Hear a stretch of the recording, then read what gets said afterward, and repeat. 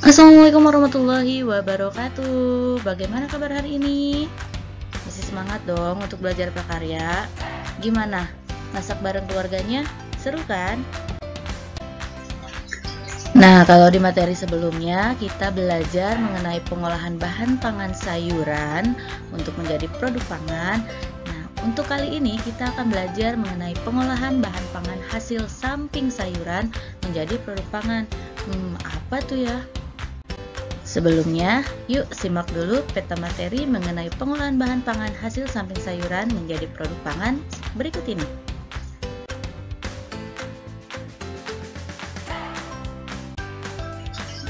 Setelah mengikuti pembelajaran ini, diharapkan kalian bisa menyatakan pendapat tentang keragaman bahan pangan hasil samping sayuran, mengidentifikasi karakteristik, kandungan, dan manfaat, teknik pengolahan, serta memahami pengertian bahan pangan hasil samping sayuran yang terdapat di wilayah setempat. Lalu, kalian nanti bisa merancang pengolahan bahan pangan hasil samping sayuran menjadi produk pangan, serta membuat, menguji, dan mengkomunikasikan karya pengolahan bahan pangan sayuran menjadi produk pangan. Oke deh, kalian udah pasti penasaran banget dong, apa sih yang disebut bahan pangan hasil samping sayuran itu? Nah, bahan pangan hasil samping sayuran adalah bahan samping atau bagian lain yang dihasilkan dari tanaman sayuran selain daripada bahan pangan utama sayuran yang masih bisa dimanfaatkan. Lalu, apa kandungan dan manfaat dari bagian hasil samping sayuran? Oke, kita lihat contohnya satu persatu. Yang pertama, kulit bawang. Di setiap masakan, kita biasanya menggunakan bawang sebagai bumbu utama, sedangkan kulit bawangnya sering dibuang dan menjadi limbah. Tapi siapa sangka, ternyata kulit bawang mengandung quercetin, yakni sebuah senyawa yang dapat membantu menurunkan tekanan darah dan mendukung sistem kekebalan tubuh atau antioksidan yang sangat tinggi. Juga dapat mengurangi peradangan, melawan alergi, dan dapat mencegah penyakit jantung koroner. Yang kedua, batang dan daun brokoli. Sayur brokoli yang biasa dikonsumsi adalah bunganya, tapi batang brokoli pun masih bisa dimakan dengan mengupas sedikit bagian yang keras dari batangnya. Begitu juga dengan daun yang menyelimuti bunga brokoli. Daun brokoli mengandung karotenoid, merupakan sumber vitamin A yang memiliki sifat mencegah kanker. Yang ketiga, tangkai daun hijau pada wortel. Biasanya kita mengonsumsi wortel hanya pada umbinya saja. Namun siapa sangka, tangkai daun hijau pada wortel juga masih bisa dimanfaatkan.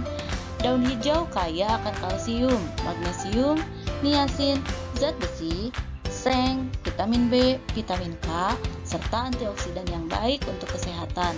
Kandungan tersebut membantu melawan kanker usus besar dan memperkuat tulang. Kamu bisa memasak daun hijau menjadi sayuran, dicampur dengan bawang putih, minyak zaitun, kacang tanah, garam, dan keju.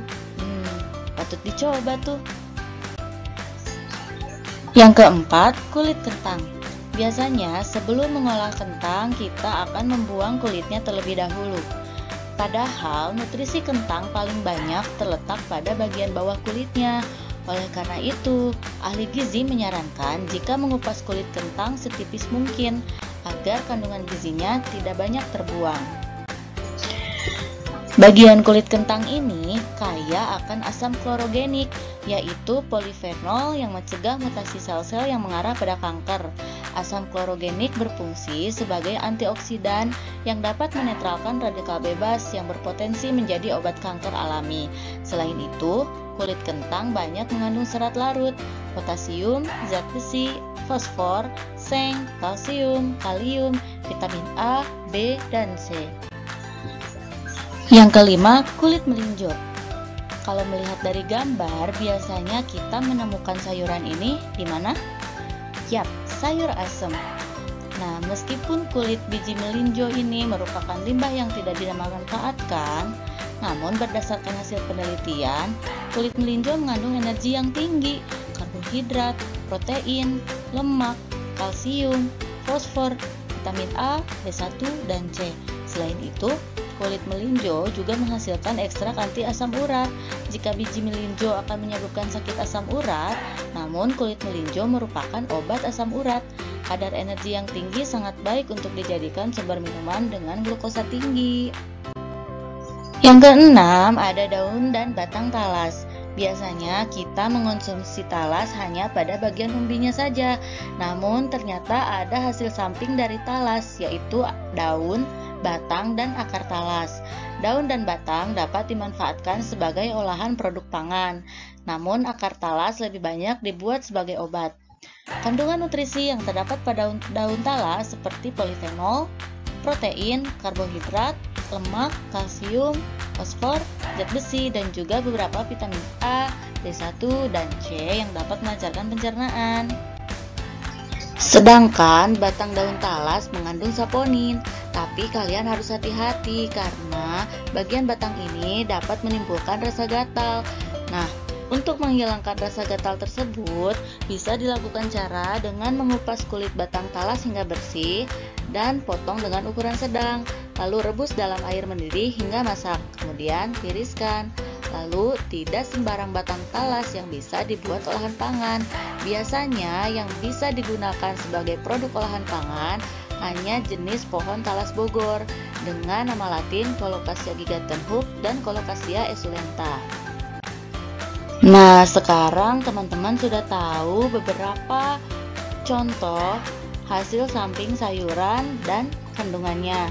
Sekarang coba kalian lihat di sekitar apa yang bisa menjadi hasil samping sayuran dan cari tahu kandungan dan manfaatnya.